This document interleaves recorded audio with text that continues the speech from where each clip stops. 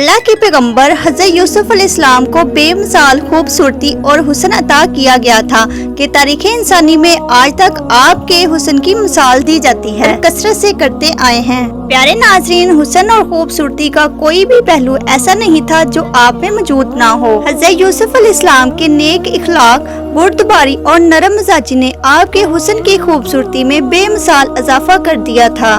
कोई भी शख्स हज़रत यूसुफ अलैहिस्सलाम को पहली दफा दिखने पर ही आपके हुस्न का कायल हो जाता, मगर आपकी इस बेमिसाल खूबसूरती का एक अलमनाक पहलू ये भी था कि इस हुस्न की वजह से आपको बहुत सी मुश्किलात पेश आईं। आपका हुस्न ही आपके लिए मसाइब और आजमाइशों का सबब बन गया। हज़रत यूसुफ अलैहिस्सलाम के वालिद का नाम हज़रत याकूब अलैहिस्सलाम था, जो खुद एक जलीलो कदर नबी थे।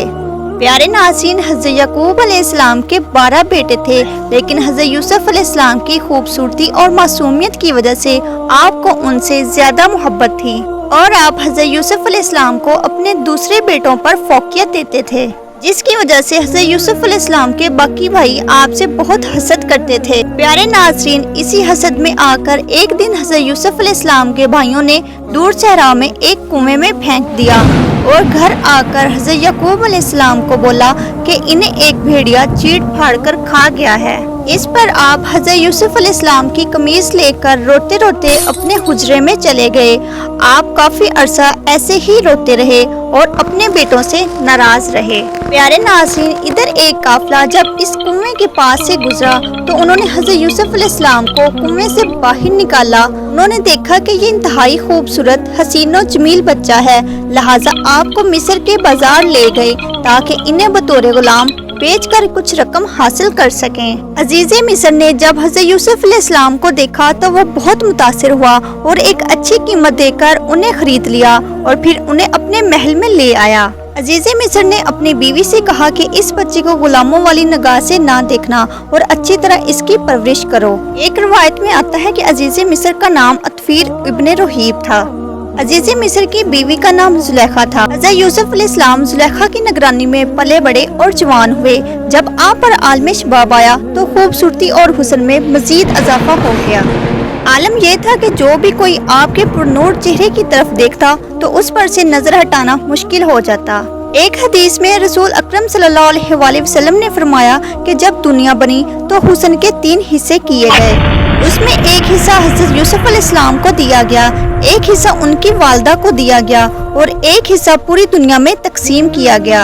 अजीज़े मिस्र की बीवी जुलेखा आपकी खूबसूरती और हुस्न के साथ आपकी दयानत, शराफत, पाकीज़गी और सच्चाई से भी बहुत मुतासिर थी, लेकिन अल्लाह ताला को अभी हज़रत यूसुफ अलैहिस्सलाम को मजीद इम्तहानों से गुजारना था। वक्त के साथ अजीज़े मिस्र की बीवी जुलेखा हज़रत यूसुफ अलैहिस्सलाम के हुस्न से मुतासर होकर आपके इश्क में मुब्तला हो गईं। एक दिन जुलेखा ने हज़रत यूसुफ अलैहिस्सलाम को अपने ख्वाबगाह में बुलाया और दरवाजे बंद करके हज़रत यूसुफ अलैहिस्सलाम से कहा कि मेरी ख्वाहिश को पूरा करो। हज़रत यूसुफ अलैहिस्सलाम ने अल्लाह का नाम लिया और खौफ खाते हुए दरवाजे की तरफ भागे। जुलेखा उन्हें पकड़ने के लिए उनके पीछे भागी और उनकी कमीज का पिछला दामन उनके हाथ में आ गया, जिसे उसने अपनी तरफ खींचा तो वो फट गया। हज़रत यूसुफ अलैहिस्सलाम बाहर निकले तो सामने अजीज़े मिस्र खड़ा था, पीछे जुलेखा भी बाहर आ गई। उसने शोहर को दरवाजे के बाहर खड़ा देखा तो खुद मासूम बन गई और हज़रत यूसुफ अलैहिस्सलाम पर इल्जाम लगा दिया और कहा कि यूसुफ मेरे साथ गलत इरादा रखता है, लिहाजा इसे सख्त सजा दें या कैद खाने में डाल दें। जब अजीज़े मिस्र ने हज़रत यूसुफ अलैहिस्सलाम की कमीज को देखा तो वो पीछे से फटी हुई थी, जो कि इस बात की दलील थी कि यूसुफ अलैहिस्सलाम सच्चे हैं और जुलेखा का इरादा गलत था।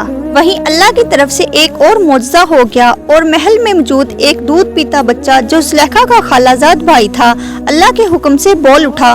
उसने गवाही दी कि यूसुफ पाक दामन है और सच्चे हैं। यूं अजीज़े मिस्र के सामने सच्चाई वाज़िया हो गई, लेकिन अपनी बीवी की बदनामी की खातिर वो खामोश हो गया और बात को रफा दफा कर दिया और ये वाकया आहिस्ता आहिस्ता पूरे शहर में आम हो गया। लिहाजा मिस्र के लोगों ने जुलेखा पर तंज करना शुरू कर दिए कि अजीज़े मिस्र की बीवी अपने गुलाम पर आशिक हो गई है। इन चर्चों से तंग आकर जुलेखा ने एक बहुत बड़ी दावत रखी, जिसमें शहर की मुअज़्ज़िज़ ख़वातीन को खाने पर दावत दी गई। जब दावत का आगाज हुआ तो जुलेखा ने तमाम औरतों को एक छुरी और फल उसे काटने को कहा।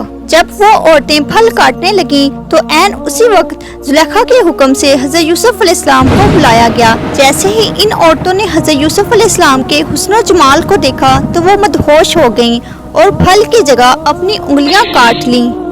لہٰذا اس کے ذریعے زلیخا نے عورتوں کو سمجھانے کی کوشش کی کہ آخر وہ کیوں حضرت یوسف علیہ السلام کے عشق میں مبتلا ہے۔ آخر ایسے خوبصورت جوان جسے دیکھ کر عورتوں نے اپنی انگلیاں کاٹ لیں، اس پر دل آ جانا کوئی حیرت کی بات نہیں ہے۔ اس واقعہ کے بعد مصر کی کوئی نہ کوئی عورت حضرت یوسف علیہ السلام سے رابطے کی درخواست کرتی تھی۔ لہٰذا حضرت یوسف علیہ السلام نے اللہ تعالیٰ سے دعا کی کہ ان سے نجات مل جائے۔ آخرکار زلیخا کی لاکھ اصرار کرنے پر بھی یوسف علیہ السلام اس کی طرف مائل نہ ہوئے اور اس کی خواہش کو رد کرتے رہے۔ زلیخا کے اصرار پر عزیز مصر کے حکم سے حضرت یوسف علیہ السلام کو زندان میں قید کر دیا گیا۔ حضرت یوسف علیہ السلام کی دعا کا ذکر اللہ تعالیٰ نے قرآن مجید میں بھی کیا ہے۔ حضرت یوسف علیہ السلام نے کہا کہ اے میرے پروردگار، جس کام کی طرف وہ مجھے بلا رہی ہیں اس سے بہتر تو قید خانہ ہے۔ حضرت یوسف علیہ السلام تقریباً 10 برس زندان میں قید رہے۔ مصر کے بادشاہ نے آپ کو کس طرح آزاد کیا، آپ عزیز مصر کیسے بنے اور آپ اپنے والد اور بھائیوں سے کیسے ملے، اس واقعے کا ذکر ہم کسی اور ویڈیو میں کریں گے۔ فی الحال اس واقعے سے یہ پیغام ملتا ہے کہ اللہ کے نبی حضرت یوسف علیہ السلام نے گناہ اور اللہ کی نافرمانی سے بچنے کے لیے کتنی مشکلات کا سامنا کیا اور قید و بند کی مصیبتیں جھیلیں، اس کے باوجود ثابت قدم رہے اور اپنے پروردگار کو راضی کرنے کی خاطر اپنے نفس کو کس طرح زیر کیا۔